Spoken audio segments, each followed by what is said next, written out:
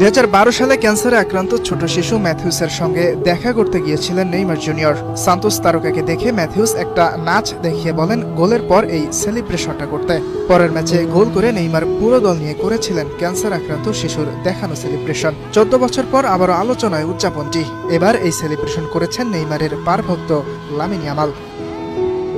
Brazil দল থেকে Neymar বাদ পড়ার কষ্ট যেন পোড়াচ্ছে লামিনকে। আইডলের বাদ পড়ার কথা শুনে ইনস্টাগ্রাম স্টোরিতে নেইমারের গোলের বেশ কিছু ভিডিও পোস্ট করেছিলেন। সেখানে লেখেন, আগামীকাল দেখা হবে।